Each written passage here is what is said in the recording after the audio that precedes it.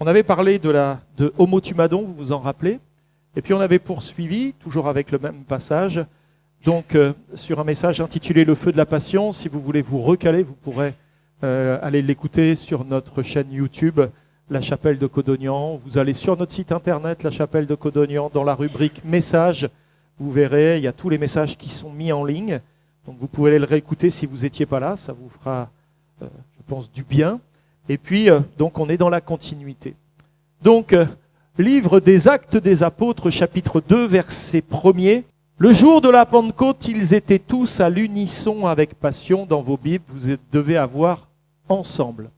Et en grec, c'est le mot homo tumadon, dont on peut tirer le sens à l'unisson avec passion. Ils étaient tous à l'unisson avec passion dans ce même lieu. Tout à coup, il vint du ciel un bruit comme celui d'un vent fort et rapide. Et il remplit toute la maison où ils étaient. Des langues semblables à du feu ardent leur apparurent, se séparant et se posant sur chacun d'eux. Et ils furent tous remplis du Saint-Esprit et se mirent à parler en d'autres langues selon que l'Esprit leur permettait de s'exprimer. Un résumé très vite du message précédent. La dernière fois, nous avions discuté de la passion symbolisée par un cœur embrasé. Nous avons exploré l'Ancien Testament et le feu divin se manifestant à travers le buisson ardent, la colonne de feu dans le désert dans lequel Israël a passé 40 ans, et le feu constant qui était sur l'autel, consumant les sacrifices, les holocaustes. On a parlé du feu de la géhenne destinée aux pécheurs et ceux animés par des passions mauvaises. Et puis on avait parlé de la passion hédonée, d'où a été tiré le mot hédonisme, donc de la passion hédonée pour les plaisirs qui occupent le premier rang dans nos cœurs avant Dieu. Et puis on avait parlé d'un autre mot grec, un autre sens du mot passion, épitoumia, qui est la passion de la chair et des sens. On avait discuté des conséquences de ces mauvaises passions et des solutions pour les éteindre, pour éteindre ces feux étrangers dans nos cœurs. Enfin, pour conclure l'exhortation du Saint-Esprit, j'avais lu avec vous « Aie du zèle et repens-toi », le moyen d'éteindre les mauvais feux. C'est-à-dire, sois empli du feu ardent. Je vous avais même parlé d'un contre-feu, si vous vous en rappelez, où pour éteindre certains feux ici, les pompiers ont l'habitude d'allumer des feux contenus qui vont enlever toute la végétation sur un territoire étendu, et quand le feu va arriver, il ne trouvera plus rien à consumer, il va s'éteindre de lui-même. Le feu du Saint-Esprit est un contre-feu que Dieu allume dans nos cœurs pour pouvoir éteindre les mauvais feux. Et donc du zèle et repens-toi, sois rempli du feu ardent et divin qui éteindra les mauvaises passions. Regrette bien sûr de t'y être adonné, demande pardon à Dieu et surtout, ne recommence plus. Aujourd'hui, on va découvrir ensemble la bonne passion ou le bon feu. Des flammes de feu. Nous allons aborder ce feu divin qui a embrasé les premiers disciples de Jésus, illustré par le terme grec homo tumadon, à l'unisson avec passion. Croyez-vous que ce feu vous appartient aussi et qu'homo tumadon s'applique toujours aux chrétiens d'aujourd'hui ? Dans le livre des Actes, Luc décrit le jour de la Pentecôte, 50 jours après la mort de Jésus. Conformément à l'instruction de Jésus avant son ascension, 120 disciples se sont rassemblés à Jérusalem pour prier et attendre la promesse que Jésus leur avait faite.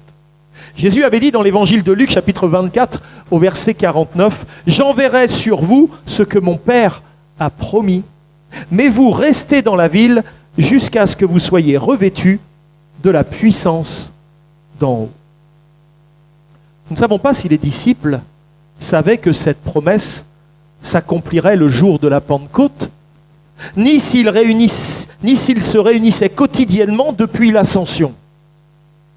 Ce qui est certain, c'est que leur attente était une attente passionnée, ardente, assidue, pleine d'espoir et pleine d'assurance. Ils ne se réunissaient pas pour vivre à chaque fois la même chose et entrer dans une sorte de rituel, quelque chose qui s'ancre dans les habitudes et qui, bien sûr, a du sens, mais est plutôt en train de nous lasser qu'autre chose. Non, les disciples étaient remplis d'une passion. Ils savaient qu'en allant à l'église, en se retrouvant, en étant entre eux, eh bien, il allait toujours se passer quelque chose. D'ailleurs, la Bible dit que chaque jour, le Seigneur rajoutait à l'église ceux qui avaient cru. C'est-à-dire, il y avait tout le temps des têtes nouvelles. C'est formidable, ça, n'est-ce pas? Ils étaient remplis d'ardeur, d'assiduité, pleins d'espoir et pleins d'assurance. C'est donc avec passion que les disciples attendaient l'accomplissement de la promesse divine. Soudain, ils entendirent un bruit semblable à un vent fort qui remplit la chambre haute et toute la maison où ils étaient rassemblés. Peut-être qu'ils auraient pu se dire, il y a un problème dans la sono, il y a un souffle là, c'est quoi ce souffle? Et comme ils n'avaient pas de sono, ils n'auraient pas pu mettre ça sur le dos de la sono. Mais un souffle semblable au bruit du vent va commencer à se faire entendre dans le lieu où ils étaient. Ce bruit représentant la puissance de la liberté de l'esprit évoquait un vent qui souffle où il veut. En parlant de ce vent, Jésus avait dit dans Jean 3,8, « Le vent, tu sais, il souffle où il veut. Et tu en entends le bruit.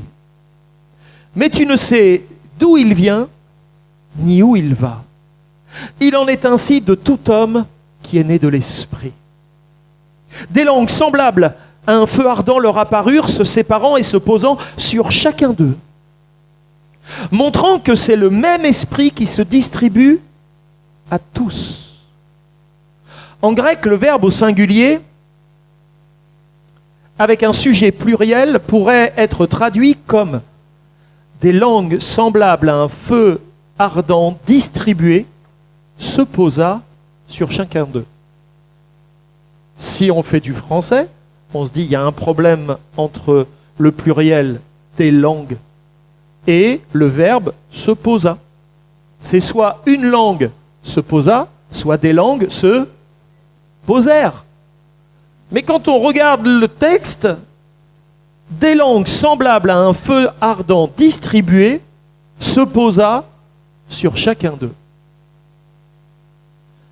Évidemment, c'est dans l'idée que c'est un même feu, et ce même feu se posa sur chacun d'eux, sous la forme d'une langue de feu sur la tête de chacun. Les disciples réalisèrent immédiatement ce qui se passait. Ils n'étaient pas dans une espèce de questionnement, mais qu'est-ce qui se passe? T'as un briquet au-dessus de la tête, frère. Non, ils n'étaient pas en train de se dire, mais qu'est-ce qui est en train de se passer? Car Jean-Baptiste les avait prévenus que Jésus les baptiserait du Saint-Esprit. Dans Matthieu chapitre 3, verset 11, « Moi, je vous baptise d'eau pour vous amener à la repentance, mais celui qui vient après moi est plus puissant que moi. Je ne suis pas digne de porter ses souliers. Lui, il vous baptisera du Saint-Esprit et de feu. » Connaissant ces paroles de Jean-Baptiste, ils ne s'étonnaient pas de ce qu'ils étaient en train de vivre. Ils étaient par contre dans l'émerveillement. Pour les disciples, être revêtus de puissance était synonyme de baptême de l'Esprit comme annoncé dans l'Ancien Testament. La venue du Saint-Esprit le jour de la Pentecôte était prophétisée. Et Paul lie la promesse de l'Esprit à l'alliance faite avec Abraham. Il écrit aux Galates, dans Galates chapitre 3, verset 14, « Quand Jésus-Christ, la bénédiction d'Abraham devait reposer sur les païens afin qu'ils reçoivent la promesse de l'Esprit par la foi. Je vous enverrai l'Esprit. » Et bien que le Saint-Esprit ne soit pas explicitement mentionné dans les promesses faites à Abraham, Dieu avait promis de bénir toutes les tribus de la terre au travers de lui. Pour Paul, la promesse se réalise dans la mort de Jésus-Christ, qui ouvre la voie aux païens pour recevoir la promesse de l'Esprit. Dans sa lettre aux Éphésiens, l'apôtre va mentionner également le Saint-Esprit promis dans Éphésiens 1,13, rappelant que ceux qui ont cru en l'évangile du salut ont été scellés par l'Esprit promis, annoncé par les prophètes et Jésus avant son avènement dans le livre des Actes au chapitre 2. Dans Ézéchiel 36, le prophète va déclarer, et il parle de la part de Dieu, « Je vous donnerai un cœur nouveau. Je vous donnerai un esprit nouveau. J'ôterai de votre corps le cœur de pierre et je vous donnerai un cœur de chair. » Une opération spirituelle va donc se faire en vous. Les disciples d'origine juive savent que le feu symbolise la présence divine, l'approbation du sacrifice et de l'alliance. À chaque fois que le feu était descendu, c'était l'approbation de Dieu. C'était la manifestation de la présence de Dieu, de l'approbation divine. Et les Juifs savaient que lorsque le feu descendait, il symbolisait la présence divine, l'approbation du sacrifice et l'alliance, comme démontré lors des alliances de Dieu avec son peuple. Le feu représente aussi les promesses de prospérité pour Abraham et ses descendants, ainsi qu'une terre fertile de lait et de miel. Il constitue le sceau du contrat où Dieu s'engage personnellement. Notre Dieu est un Dieu qui s'engage personnellement. Évoquant sa présence et son engagement envers son peuple, continuant à consumer des sacrifices sur les autels pour perpétuer son alliance. Dieu dit à Abraham dans le livre de la Genèse au chapitre 15, versets 9 à 10, « Prends une génisse de 3 ans, une chèvre de 3 ans et un bélier de 3 ans et une tourterelle et une jeune colombe. » Versets 17 à 18, il va faire mention d'une obscurité et d'une fournaise fumante, d'un feu. Lorsque Dieu établit son alliance avec Abraham, promettant la terre à sa postérité, Dieu va consumer les sacrifices. Son approbation va venir sur ce que Abraham avait offert, ce que Dieu lui avait demandé. La vision des langues comme un feu ardent signifiait que la promesse de Jésus-Christ s'accomplissait et que le sacrifice de la croix était agréé par Dieu, garantissant le pardon des péchés. Et en signe tangible, ils furent tous remplis du Saint-Esprit et commencèrent à parler en d'autres langues, nous dit le livre des Actes des Apôtres, chapitre 2. Et donc le feu va se répandre, parce que ce n'est pas le tout d'être embrasé. Moi, j'aimerais que chacun de vous soyez embrasé du Saint-Esprit et que vous deveniez de grands incendiaires, des pyromanes. Et qu'à chaque fois que vous allez au contact de quelqu'un, cette personne-là puisse elle aussi s'embraser du bon feu. La bénédiction promise ne s'est pas arrêtée le jour de la Pentecôte, où une fois qu'ils avaient prié ensemble, il était tard, chacun repart, la flamèche s'éteint et puis chacun retourne à ses occupations. Parfois, on a un peu cette manière de voir la vie spirituelle. Je viens à l'église, je ressens la présence de Dieu, je suis enflammé, et puis je retourne chez moi, le feu s'éteint, et puis je repars un peu dans ma vie, et vivement la prochaine réunion, que je puisse revivre des choses, réécouter la parole, sentir la présence de Dieu là au milieu des frères et des sœurs. C'est pas un feu d'un moment, d'un instant que Dieu désire dans notre vie. Il souhaite que ce feu puisse brûler tout le temps, 24 heures sur 24. Et donc la promesse de bénédiction ne s'est pas arrêtée le jour de la Pentecôte, elle a continué et doit perdurer même encore aujourd'hui. Car le même esprit qui les a immergés nous remplit également. L'expérience exceptionnelle vécue par les 120 disciples dans la chambre haute n'était que le début d'une aventure fascinante qui doit se prolonger en nous et à travers nous. Les disciples n'ont pas donc recherché une simple bénédiction, un simple exaucement. Non, ça les a poussés à se réunir quotidiennement, nourrissant ainsi la passion dans leur cœur et maintenant l'unité qui était entre eux. En version littérale, Actes chapitre 2, versets 46 et 47, ils étaient chaque jour, vous avez ensemble, et moi je vais mettre à l'unisson avec passion, persévérant au temple, et ils rompaient le pain dans les maisons, prenant leur nourriture avec joie et simplicité de cœur. Donc ils faisaient des agapes tous les jours, ils mangeaient ensemble tous les jours, et c'était l'occasion de de célébrer la scène. Ils rompaient le pain dans les maisons, prenant leur nourriture avec joie, simplicité de cœur, chantant des louanges à Dieu et trouvant grâce auprès de tout le peuple. Ça, on a tendance à l'oublier. Mais le fait qu'ils se réunissent tous ensemble et qu'ils commencent à vivre des choses pour s'unifier a fait en sorte que le peuple qui était autour, les voyant faire, ils ont trouvé grâce auprès de tout ce peuple-là. Et le Seigneur ajoutait chaque jour à l'assemblée ceux qui étaient sauvés. Voyez quel amour ils ont les uns pour les autres. Voyez ces gens qui se rassemblent pour chanter, pour manger ensemble, pour se réjouir, pour prier, pour louer Dieu. J'aimerais bien faire partie de leur bande. J'aimerais bien rentrer dans leur clan. Mais que faut-il faire pour être chrétien? Que faut-il faire pour faire partie de votre Église?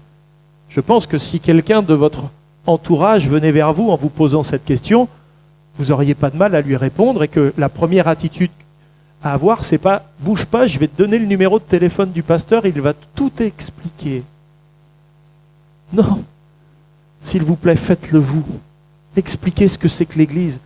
Expliquez qui est Jésus et la joie de se retrouver ensemble et les bienfaits que nous retirons de nos rassemblements. Considérez les effets de ce feu divin dans leur cœur, englobant toute leur vie. Ils ne se réunissaient pas une ou deux fois par semaine, mais chaque jour, non par habitude, mais avec persévérance.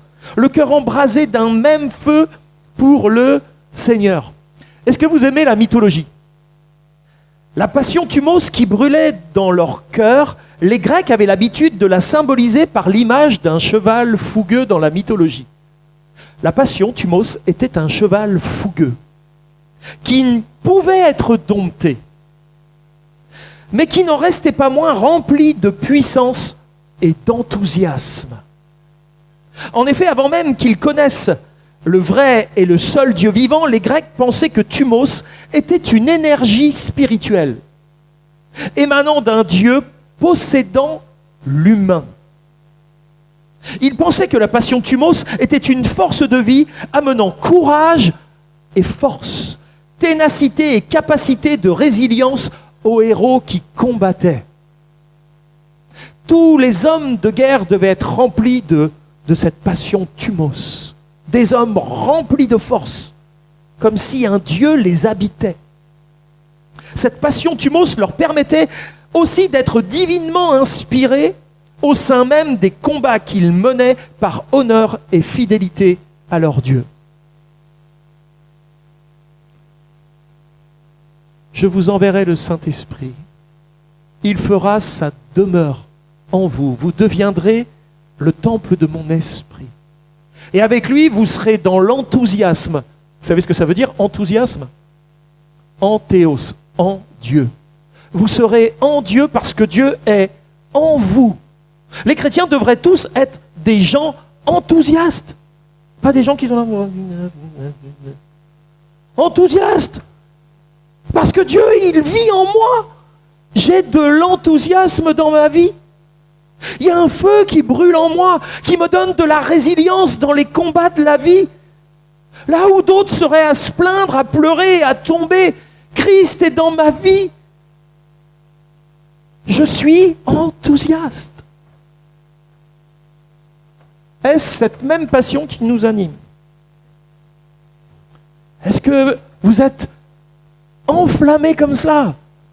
Dieu veut nous enflammer. N'ayez pas peur, hein, il ne va pas vous carboniser, il veut juste vous enflammer, comme le buisson ardent qui brûlait sans se consumer. Je pense que Moïse a dû se dire, mais qu'est-ce que c'est que ça? Et s'approcher pour regarder. Lorsqu'un homme ou une femme est rempli de l'Esprit de Dieu, lorsqu'il brûle, sans se consumer, les autres vont s'approcher. Mais c'est quoi? Pourquoi tu es autant enthousiaste? Surtout en France, un homme ou une femme enthousiaste, ça ne se rencontre pas dans la rue, quoi. Les râleurs, on les rencontre, les bougonneurs, on les rencontre. Mais les enthousiastes, On ne les voit pas. Ils sont où? Chaque jour, les disciples rompaient le pain pour se souvenir de la mort de leur maître pour eux.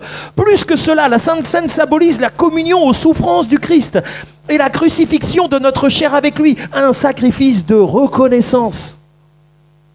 Et en partageant ce pain quotidiennement, les disciples se remémoraient sans cesse la passion du Christ, ses souffrances, son agonie et sa mort sur la croix, ce qu'il avait accompli pour leur salut, le sacrifice, le grand sacrifice. Voici l'agneau de Dieu qui ôte le péché du monde. Waouh! Lorsque le Juif allait au temple, lorsqu'il a porté sa brebis, lorsqu'il a porté son taureau en sacrifice, vous croyez qu'il traversait la ville, la tête en bas, en se disant « Bon, je vais au temple parce que j'apporte mon animal, parce qu'en fait, j'ai péché. Hein. » Donc ça se voyait quand tu avais péché en Israël. Parce que tu montais au temple avec ton animal, il fallait traverser la rue, il fallait traverser la ville. Imaginez que vous devez donner un sacrifice à la chapelle. Les sacrifices d'animaux sont restaurés. Mais à chaque fois que vous avez péché, il faut amener un sacrifice. Donc il faut que vous veniez avec votre brebis, quoi, avec votre agneau. Traverser Codognan, Vergès avec l'agneau, tous les voisins le voient, etc. À chaque fois qu'un juif amenait son sacrifice, il y avait des sacrifices de reconnaissance, mais sinon, à chaque fois, il prouvait qu'il était pécheur quand c'était un sacrifice pour le péché. Nous, on va à l'église, on peut être pécheur, ça ne se voit pas. On part à l'église, personne ne le voit.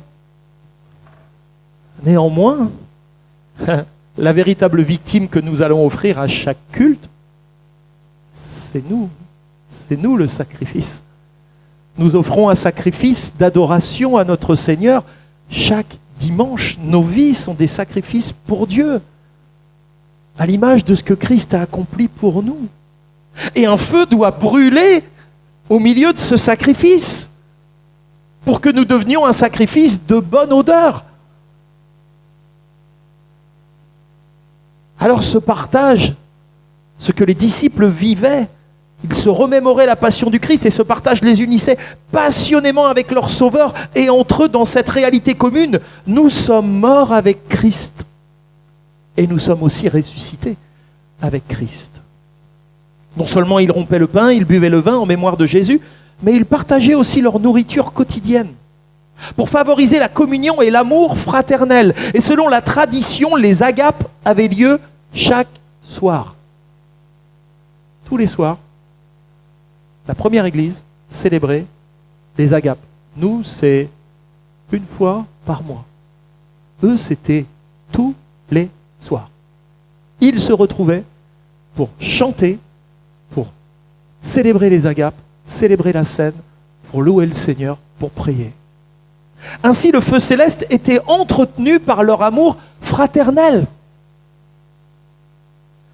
Vous allumez un feu et vous ramenez pas de bûche pendant 30 jours. À votre avis, il faut qu'il soit fort le feu pour tenir pendant 30 jours. Nous, le problème, c'est que on essaye d'embraser les croyants, le feu de leur vie, et puis après chacun repart, comme si on prenait un bout de bois qui est dans le feu, il brûle bien, et puis on l'enlève du milieu du feu, et puis on va attendre une semaine pour le ramener dans le feu. D'entre deux, il va s'éteindre, il va fumer, il va charbonner. Alors c'est compliqué, je vous l'avoue, de se retrouver tous les jours de la semaine pour alimenter ce feu, pour que nous soyons nous-mêmes sans cesse embrasés. Si on ne fait pas l'effort personnel dans nos vies, d'ouvrir nos Bibles, de passer du temps avec le Seigneur, de chanter des cantiques, de prier, peut-être de décrocher son téléphone et de dire à un frère, une sœur, tu aimerais que l'on puisse prier en semaine au téléphone ensemble, j'ai à cœur de prier avec toi.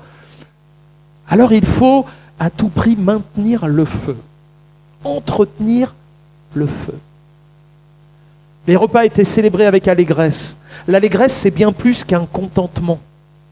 C'est une joie profonde, issue de l'onction divine, symbolisée par l'huile versée sur la tête des Juifs lors des fêtes. Vous connaissez le psaume 133 ? Voici, oh, qu'il est agréable, qu'il est doux pour des frères, et on peut rajouter des sœurs, de demeurer ensemble. C'est comme l'huile précieuse répandue sur la tête d'Aaron. Qu'il est bon d'être ensemble. Si votre feu a tendance à s'éteindre, mettez de l'huile dessus, vous allez voir ce qui va se passer. Nous avons besoin que l'onction de Dieu vienne sur nos feux. Rappelons que le terme chrétien, qu'est-ce que ça veut dire chrétien?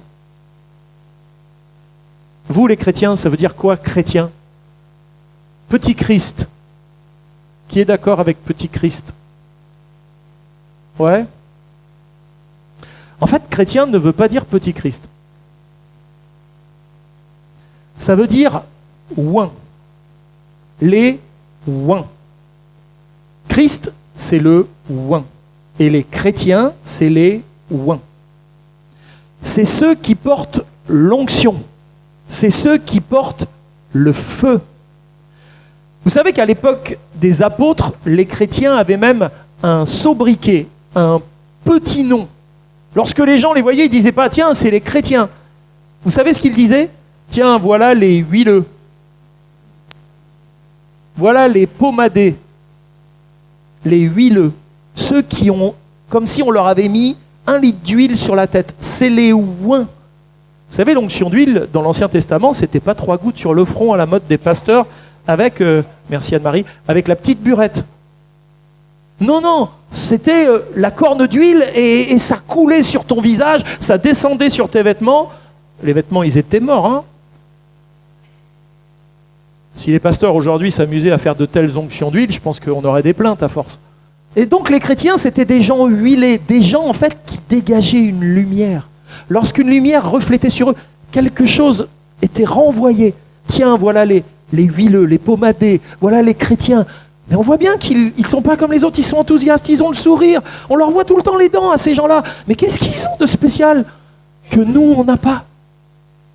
C'est les huileux, c'est les chrétiens, c'est les oints.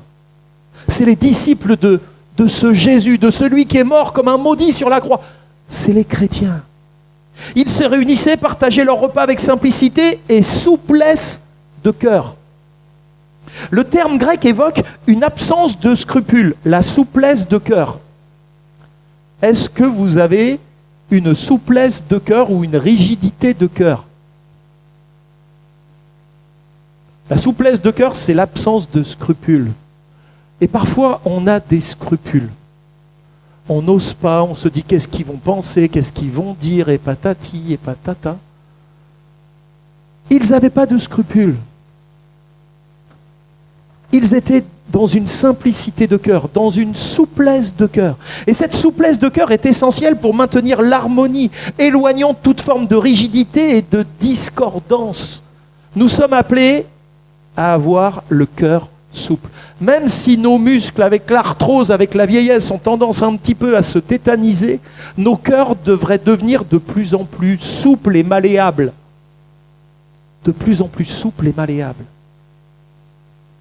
Les conflits qui proviennent des passions est donné, tandis que la passion thumos apporte unité et joie. Chaque jour, ils chantaient des louanges à Dieu. Leur être embrasé par le feu divin était rempli de louanges pour celui qui les avait sauvés. Nos louanges doivent exprimer tout l'amour et la passion que nous éprouvons pour celui qui a donné sa vie pour nous. Dieu souhaite notre louange sincère, entonnée de tout notre cœur, avec un esprit de reconnaissance. Louer Dieu nécessite la passion. Dans Romains chapitre 15, verset 6, que le Dieu de la persévérance et de la consolation vous donne d'avoir les mêmes sentiments les uns envers les autres, selon Jésus-Christ, afin qu'à l'unisson avec passion d'une seule voix, une parfaite harmonie, vous glorifiez Dieu le Père de notre Seigneur Jésus-Christ. Les premiers disciples persévéraient dans la prière, la Sainte Seine, la communion fraternelle, la louange, cultivant ainsi leur unité et leur passion commune envers Dieu. Dans Actes 4, 24, on lit que lorsqu'ils entendirent Pierre et Jean, les disciples prièrent Dieu à haute voix, à l'unisson avec passion. Les menaces ne les effrayaient pas. Leur prière était pleine de force. Et même si c'était la persécution autour d'eux, ils priaient encore plus fort. Ils étaient pleins d'assurance. Actes 4, 29 à 31, ils priaient « Seigneur, vois leurs menaces !» Et le lieu où ils étaient assemblés trembla. C'est pas eux qui tremblaient. Nous, dans la persécution, peut-être bien que ce serait nous qui serions en train de trembler, comme ma chienne quand il y a de l'orage. Là, c'est le lieu où ils étaient qui tremblait. Eux ne tremblaient pas. On n'est pas appelé, nous, à trembler, on est appelé à faire trembler autour de nous. Ces gens sont des gens redoutables. Ils furent remplis du Saint-Esprit et annoncèrent la parole de Dieu avec audace et assurance. Et entretenir cette passion leur permettait d'expérimenter des choses miraculeuses malgré toutes les difficultés qui les entouraient. Acte 5,12 nous dit que beaucoup de miracles et de prodiges se faisaient au milieu du peuple par les mains des apôtres. Ils se tenaient tous à l'unisson avec passion sous le portique de Salomon. Ils étaient ensemble, homotumadon, réunis sous le portique. Les dieux faisaient des miracles au milieu d'eux. Le résultat de l'unité, de la passion, c'est le miracle. Nous, on se dit, si un miracle, Dieu nous accordait un miracle, ça rallumerait notre feu.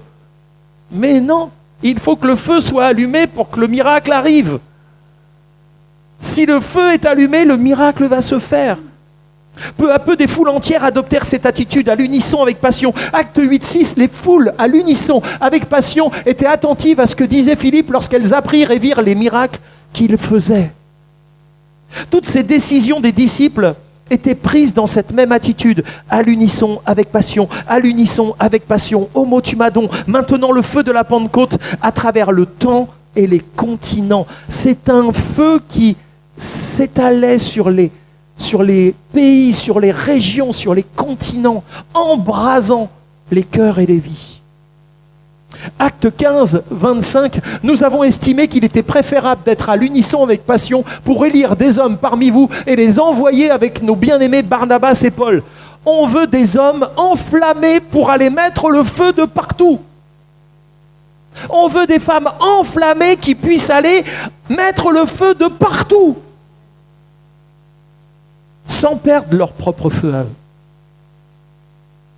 Comme indiqué au psaume 104, verset 4, il fait des vents ses messagers, des flammes de feu ses serviteurs. Nous sommes encouragés à désirer ardemment et d'un commun accord l'envoi des serviteurs de Dieu, unis et passionnés pour embraser les nations du feu de son esprit. Enfin, il est essentiel d'évoquer une autre forme de passion liée à thumos, à savoir la passion pathos. Il y a la thumos et puis il y a la pathos. La passion pathos. Et son dérivé, c'est pathéma, illustrant, par exemple, la passion du Christ. Le pathos ne représente pas une maladie, une pathologie, mais plutôt l'idée que l'humain se définit de sa capacité à être affecté, touché, meurtri, abattu, voire troublé jusqu'à la mort, comme Jésus au jardin de Gethsémane. Job, ayant lui aussi connu de telles souffrances, résume ce principe en disant dans Job 5,7 « L'homme naît pour souffrir comme l'étincelle pour voler. » L'homme naît pour le pathos, pour cette souffrance. Un peu de mythologie. Chez les Grecs, le pathos était intimement lié à la passion thumos. Car les vrais guerriers savaient qu'ils ne pouvaient pas être fidèles jusqu'au bout à leur vœu d'allégeance envers leur Dieu sans connaître la souffrance. Si tu veux pouvoir endurer le pathos, il faut être d'abord dans le thumos. Il faut que ce Dieu vive en toi, qu'il t'embrase, qu'il te donne de la résilience, que l'esprit prenne toute sa place dans ta vie. Et lorsqu'arrive la souffrance, pathos, la passion, alors là, ça va se voir. Ces guerriers grecs devaient avoir le thumos pour pouvoir endurer le pathos. Être fidèles à leur Dieu jusqu'au bout, malgré la souffrance. De la même manière, les chrétiens animés par la passion thumos expérimentent allégresse, amour, persévérance, courage, force, constance, résilience face aux épreuves, leur permettant d'être en harmonie avec Dieu et avec leurs frères et sœurs. Ils doivent également éprouver la passion pathos s'ils veulent pouvoir achever leur course. Si tu n'as pas le thumos, le pathos va te réduire à rien. Trop de chrétiens affrontent les souffrances de la vie sans être remplis de l'esprit. Et c'est pour ça que ça les anéantit. Nous devons faire attention que ta lampe reste allumée, qu'il ne manque pas d'huile dans ta lampe. Et si les événements de la vie arrivent, tu sauras tenir debout malgré l'adversité. Grâce à l'ardeur du feu qui brûle dans leur cœur, ils peuvent affirmer, comme l'apôtre Paul dans son épître, les souffrances pathos du temps présent ne sauraient être comparées à la gloire à venir qui sera révélée pour nous. La passion qui brûle en nous doit nous soutenir dans les combats quotidiens, dans les épreuves difficiles, afin que nous ne perdions jamais l'ardeur spirituelle que le Seigneur nous a donnée. Nous restons enthousiastes parce que Dieu demeure en nous. Les yeux fixés sur le Seigneur et la gloire à venir, nous devons tout supporter sans fléchir, tout en préservant le feu que Christ nous a offert, ce feu d'approbation qui jaillit de la croix. Et l'apôtre Pierre, dans 1 Pierre 4,13, nous dit « Réjouissez-vous de la part que vous avez aux souffrances, pathos, de Christ. Réjouissez-vous de la part que vous avez aux souffrances, afin que vous soyez aussi dans la joie lorsque sa gloire apparaîtra. » Nous ne pouvons pas partager les souffrances du Christ sur la croix, car il était seul à les porter, seul à porter nos péchés. Cependant, nous pouvons éprouver les mêmes souffrances qu'il a endurées sur terre, comme les disciples dans le récit biblique. Comme lui, nous pouvons être affectés, touchés, meurtris, abattus et persécutés.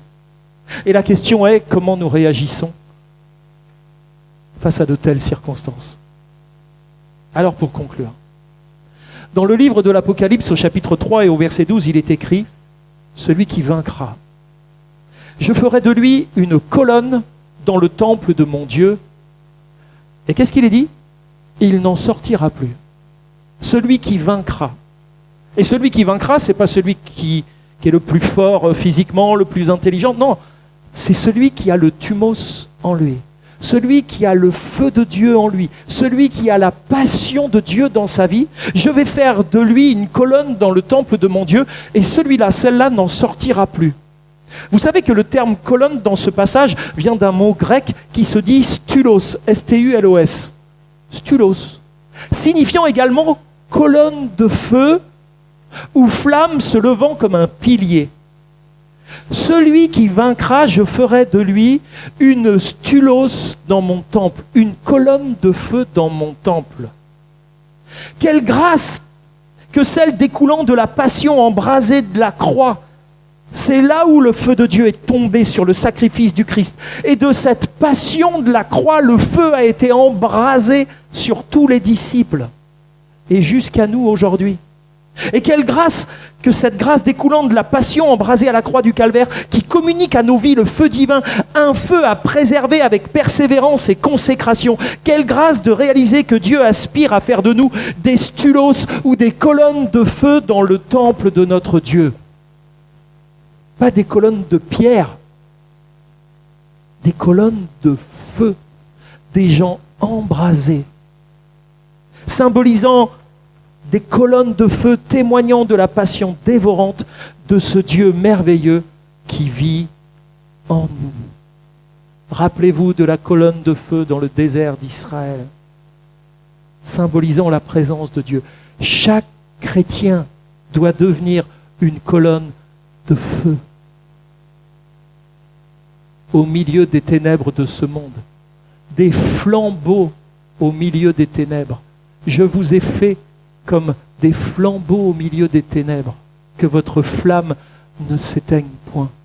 Vous devez à tout prix veiller sur votre feu. Dans le silence de nos cœurs s'élève une ardente flamme. Le Saint-Esprit embrase nos vies, allumant en nous l'harmonie. Au feu sacré brillant, ensemble marchons jusqu'au bout. Veillons sur ce don précieux. En communion, nous sommes heureux.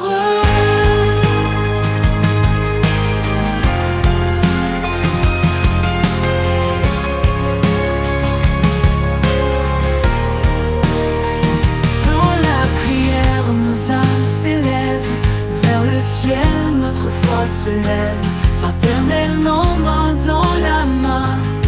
Nous marchons sur ce chemin, au feu sacré, guidons-nous. Ensemble marchons jusqu'au bout. Veillons sur ce don précieux. En communion, nous sommes heureux. Dans la prière, nos âmes s'élèvent vers le ciel, notre foi se lève. Fraternellement, main dans la main, sur ce chemin. Au feu sacré, brillons-nous, ensemble marchons jusqu'au bout. Veillons sur ce don précieux, en communion, nous sommes heureux. Que chaque rencontre suscite en nous une grâce qui nous étreint. Un feu de la passion, cette étincelle embrase nos cœurs, feu divin. Au feu sacré, brillons-nous, ensemble marchons jusqu'au bout. Veillons sur ce don précieux, en communion, nous sommes heureux. Ensemble gardons la flamme, cette foi qui jamais ne s'éteint. Dans l'amour et la prière, le feu de Dieu, notre lumière. Au feu sacré, brillons-nous, ensemble marchons jusqu'au bout. Veillons sur ce don précieux, en communion, nous sommes heureux.